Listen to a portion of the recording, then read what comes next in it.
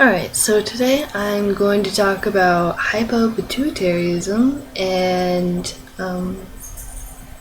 my experience with it. And since I didn't go through what some people did, where they were born and then later found out they have it, I was born pretty much with it, and I don't really know the symptoms because I don't remember shit when I was little, like 1-2 years old. So I'm just gonna give you my feelings about the whole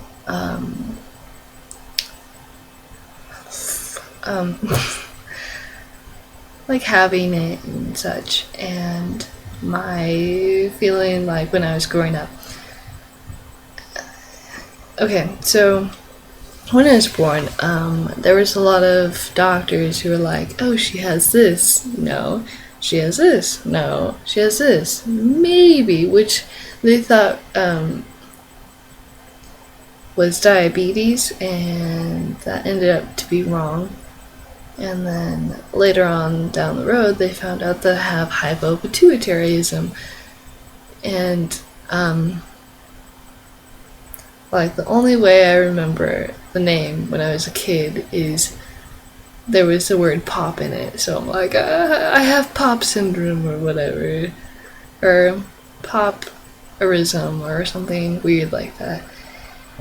And growing up with a lot of medications, like you have to take a shot nightly and you have to take a shitload of other stuff. And as a kid, you had to take like a pink fluid. And it was awful. Like, for any of you parents who have to give that awful tasting medicine to your child, I'm sorry. It is awful, god awful. And for the child who's intaking it, you're just gonna have to spoonful of sugar it down. Like, it is blah, blah, blah, but you have to, otherwise you're just gonna be, you know what that means, dead. So then you have to, for people who don't know this, I don't know, yeah, hypopituitary, hypo meaning slow or not getting enough, what is it? It's just hypopituitarism. Your pituitary is fucked up. I'll just slowly, yeah, because it's late and I'm trying to define this shit. Anyway, hypopituitarism. Anyway, when you're a little kid, you have a depending on how young you are. Like when I was newborn to 4, I had appointments every 2 months, and then from 4 to maybe 8, it was every 4 or 5 months, and then from 8 to maybe 13, I had 6 months, and then now I have biannually or annually. And since I went through a depression, I had to go every 4 months for one time, and then now I'm back on the biannual.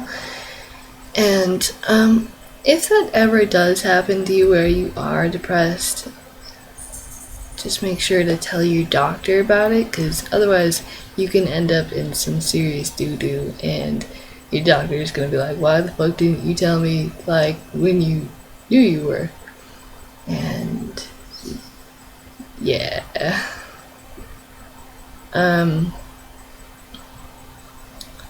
Also, when I was growing up with it, it was kind of normal. I was always taller than everyone, kid or preschool through 6th grade, and then around 6th grade time, everyone was well, not everyone, but all the boys were leveling out to your height, and you're damn it, I wish I was taller than everyone, and I still do, because I'm like the shortest. I'm like 5'7", well, just at the cusp of 5'7", and it sucks. I want to be like 5'10", that's like my dream height. But growing up with it, I felt normal like everyone else until everyone else got puberty, and that was middle school. Or my friend got she started her puberty in 6th grade, and I was like, man, what's it like? And she's like, it sucks. And I'm like, man, it must be wonderful. And I underestimated it. Like, I waited 2 years after I heard about her getting her puberty starting and menstrual cycle on the vroom vroom.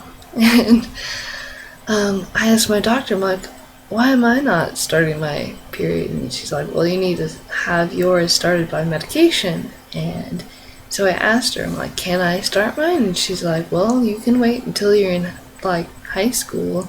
I'm like, yeah, but everyone else has boobs and I have, well, pecs. And she's like, alright. And she started me out. She asked me if I wanted to start at the beginning of the month or at the end of the month. And I was like, well, my birthday is at the beginning of the month, so the end. And the first time, oh my god. I know for some of you guys, you don't want to hear about how it was on puberty, or first menstrual cycle, but it was like super heavy, but lasted for a whole week, and yeah, I was excited because I'm growing into a girl, and that's when I started my Permin. That's what made it start. And I was like, oh, I'm so happy I'm a girl now, and I like wanted to get bras, and I wanted to be like all the other girls where I had big boobies and tatas and hoo-ha. Well, not hoo-has, those are... Anyway. And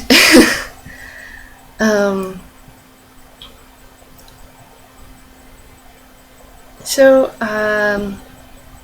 later on, I learned to hate them like every other girl, but it's kind of cool because I thought for a long ass time that I couldn't have a baby, and that was, well, every girl's dream pretty much. And I was so worried, and I still am, to because I want a baby. I want to like have my belly painted and have it listen to Mozart and whatever.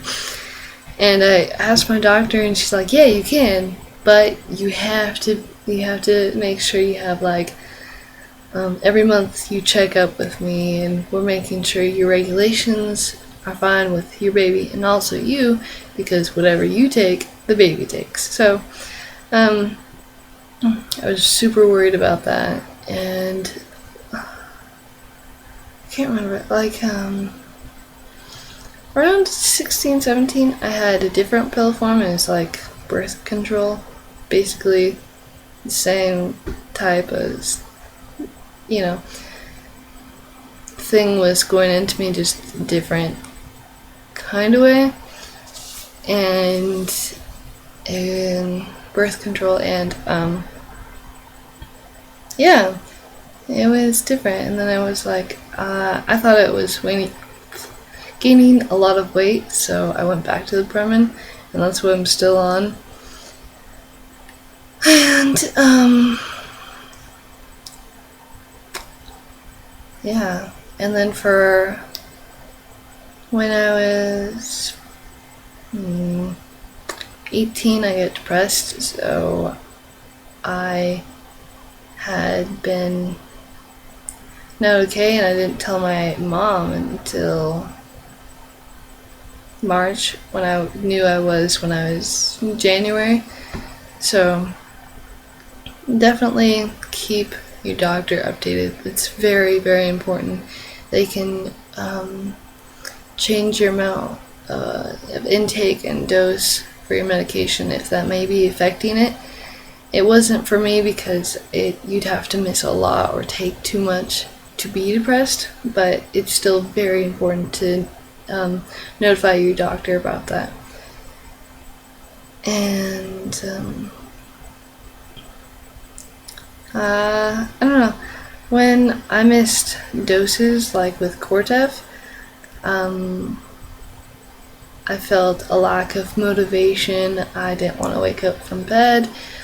What my mom would express me as is gray, because I just had no real emotion. I didn't want to be with anyone, like hang out with anyone, and everything was really just whatever. I'm going to the computer, and now I'm gonna eat, and now I'm gonna go back to bed, and it's really bad. And I've never overdosed, so I just avoid anything like underdose, overdose, mistreating your medications. Like if you are told to do something with your medications and you're like, I don't think that's like the right amount, make sure you get another doctor's consent. Like, is that too much? Is that too little?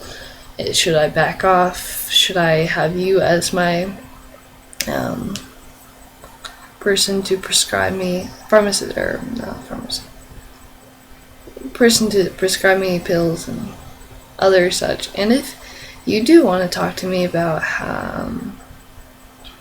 like what other things I might have gone through, that'd be cool. And since I've never met anyone else like me who has the same condition, it would be uber awesome to have conversations like, oh, did you go through this? No way, I did too. And yeah. Oh, and also another cool fact is that when I was born with 6 fingers. Maybe you can't see it, maybe you can. It's that scar line on this one and on this one. So, and the reason why they're not existent anymore is because they didn't work. And so when I was 2 years old, they took them off, and to this day I still kind of like, I miss you so much, and I wish they were still here just so I could experience having another finger. So in other words, a part of me is dead. Yeah, so email me, contact me. I will hopefully talk to you soon. Okay? Adios, amigos.